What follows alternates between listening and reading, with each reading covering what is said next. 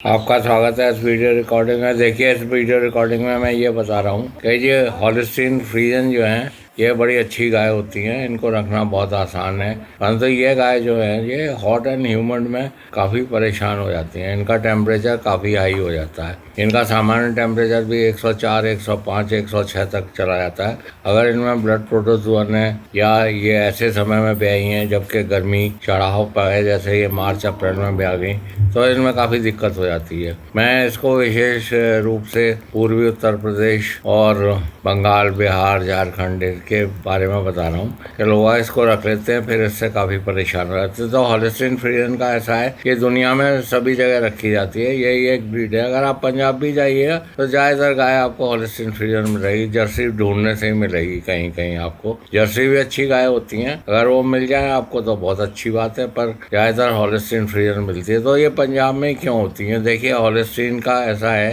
कि हॉलिस्टीन जो है दो प्रकार की होती हैं। एक तो हॉलिस्टीन अरेबिया, इजराइल, इंडिया के लिए बनती है, वो एबीएस इंडिया देता है उसका बीज। और एक जो है वो कनाडा, यूरोप, यूएसए, मतलब उत्तरी यूएसए के लिए होती है। तो वो बड़े बड़े एनिमल होते हैं, वो करीब 600 किलो के होते हैं। जो यहाँ है इजराइल में ये छोटे होते हैं थोड़े साइज में इनका। और जैसे भारतवर्ष में ये 500 केजी के होते हैं, वहाँ 550 के होते हैं, वहाँ 600-700 के होते हैं। तो इस बात को समझ लीजिए कि एबीएस इंडिया अलग है। एबीएस इंडिया जो है इंडिया के लिए ये वो डिज़ाइन करते हैं एनिमल्स को। तो अगर आप यूरोपियन उसका वो रख लेंगे तो आप वो झंझट में पड़ जाएंगे बिना बात के लिए। ये जो पंजाब से ये जितना भी आता है ये ज़्यादातर मतलब ट्रॉपिक्स के लिए है। ये हॉलिस्टीन जो है ट्रॉपिक वाली है। तो एक तो ये बात हो गई कि इसको आप ध्यान रखें कि इसका ओरिजिन क्या है। अगर ये जेनोमिक है तो बहुत अच्छी बात है। जेनोमिक है, अगर जेनोमिक मतलब ये होता है कि उसके जीन से और यंग एज में बुल का सिलेक्शन कर लिया जाता है कि इसके बच्चे ज़्यादा दूध देंगे।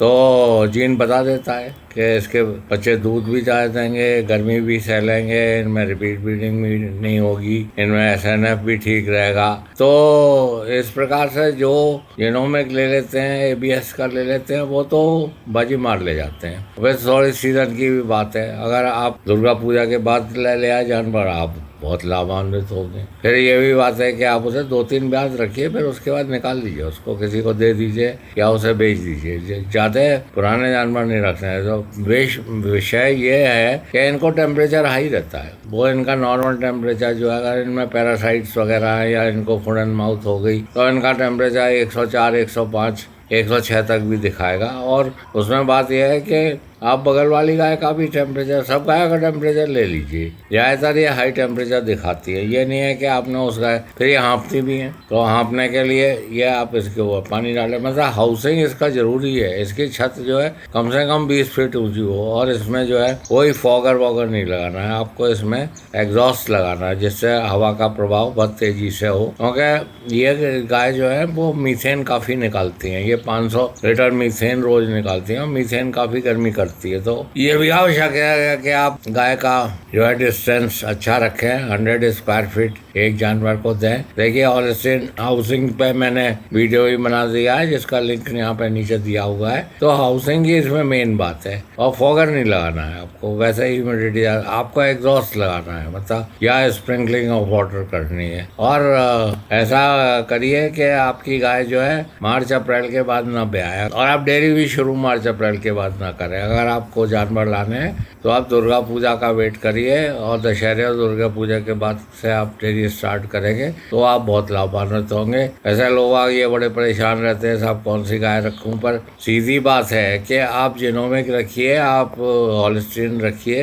ये जानवर इतने अच्छे होते हैं कि इनमें ना बच्चा लगाने की जरूरत है, मशीन को लगा लेते हैं। ये इनको ट्रीटमेंट में भी ईजी होता है बहुत, और ये डोसाइल भी बहुत होते हैं। मतलब ये जो है, और दूध भी खाते तो 500 ही रुपये का है, रोज जो है 500 का देंगे, पर ये 20, 30, 40 लीटर तक दूध देते हैं। 40 लीटर तक की दूध की गाय जो है आपको 1.5 लाख में मिलेगी हॉलिस्टीन, और वैसे 1 लाख में मिलेगी। 1 लाख में 30-35 लीटर वाली आपको गाय मिल जाएगी। तो ये हॉलिस्टीन के बारे में बता रहा हूँ, आप इससे डरिए मत। आप इसको हॉट एंड ह्यूमिड में भी रख सकते हैं, पर इसका टेम्परेचर यदि अगर ज़्यादा हो तो इसे एंटीबायोटिक मत लगाइएगा। इसे एंटीबायोटिक आप लगाएंगे और ब्लड टूटेगा और ज़्यादा आप झंझट में उसमें फंस जाएगा। पर इसके लिए ये है कि एक तो हाउसिंग और दूसरा ये है कि आप पोटेशियम आयोडाइड इसको दें, पोटेशियम, और फिर ब्लड प्रोटोजोन का टेस्ट करते रहें। अब बवेसिया, थैलेरिया, एनाप्लाज्मोसिस और ट्रिप्नोसोमाइसिस इसके अगेंस्ट में जो उसकी प्रोफाइलेक्टिव डोज है वो दें।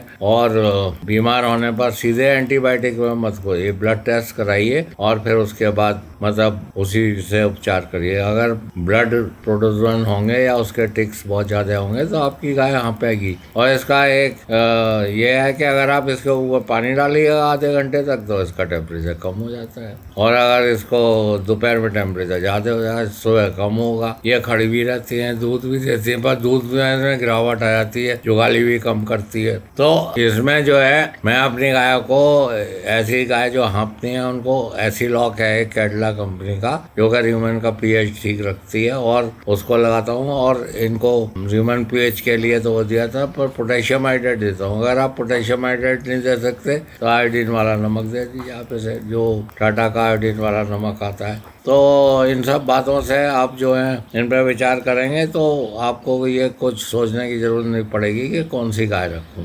गाय एक ही है, हॉलिस्टीन है। अगर आप एबीएस इंडिया का वो करेंगे तो आपको उसमें काफ़ी लाभ होगा। हॉलिस्टीन बहुत प्रकार की होती हैं। हॉलिस्टीन यूरोप के लिए, कनाडा के लिए डिफरेंट है, और ऐसा नहीं है कि ये गर्म क्लाइमेट में नहीं रहती, इजराइल में रहती हैं। इजराइल का भी वातावरण जयपुर और राजस्थान के वातावरण जैसा है, तो अरेबिया में भी रहती हैं। ये अरेबिया में रहती हैं। इनकी मेन बात यह है कि इनकी हाउसिंग की ज़रूरत है। और अगर आप जिनोमिक एनिमल रखेंगे और एबीएस इंडिया का रखेंगे, ये कैसा ये एबीएस का सीमेंट, एबीएस तो मतलब बहुत सी कंट्रीज में देती है। तो आप ये देखेंगे कि सारे करीब पंजाब जो है वो 3 लाख गाय बेचता है। और गाय वाले की महाराष्ट्र बहुत जाती है, महाराष्ट्र जाती है, गुजरात जाती है, गोवा जाती है, इवन केरला तक जाती है। और इधर जो है पूरे देश में जो गाय की बात करता है वो पंजाबी जाता है और वहीं से लाता है। गाय की कीमत इस वक्त 1 लाख से ऊपर हो गई है, 1.5 लाख तक की हो गई है। 30-40 लीटर दूध बड़ी आसानी से दे देती है। तो इसका आप लाभ उठाइए। इसके बारे में जो भी आपको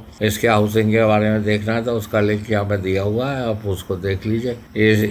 इसको रखना बहुत आसान है और इसी से ही डेयरी चल सकती है। और दुनिया भर में यही एक ब्रीड है, मिल्क ब्रीड है। ये हॉलैंड से निकली हुई है, हॉलिस्टीन जो हॉलैंड से निकली हुई है। अमेरिका में भी देखिए गाय वाय नहीं होती थी। जब कोलंबस गया था तो वहाँ गाय वाय नहीं थी। बाद में ये यूरोपियन जब वहाँ गए तभी ये गाय को ले गए। गाय, घोड़ा, मुर्गी, वहाँ कुछ भी नहीं होता। वहाँ बाइसन होता था, सिर्फ बाइसन होता था। पर उसके आ जाने से अब जो है दुनिया भर में अमेरिकन और कैनेडियन हॉलिस्टीन का ही डंका बज रहा है। और इनकी कीमत जो है, मैं तो इसके गायों के धंधे में सन 60 से ही हूँ। मैं वेटनरी में BVSC, MVSC, PhD हूँ। मैंने जो देखा है पिछले सालों में वो यही देखा कि मतलब आप जो है गाय की कीमत पहले जो थी 100 रुपये, सन 60 में 100 रुपये, 150 रुपये में आ जाती है। आजकल तो 1 लाख और 1.5 लाख के करीब इसकी कीमत आ रही है। जो 40 लीटर से ऊपर दूध देती हैं हॉलिस्टीन, उनकी कीमत करीब 1.5 लाख है। जो 30 देती हैं वो आपको 1 लाख में मिल जाएगी।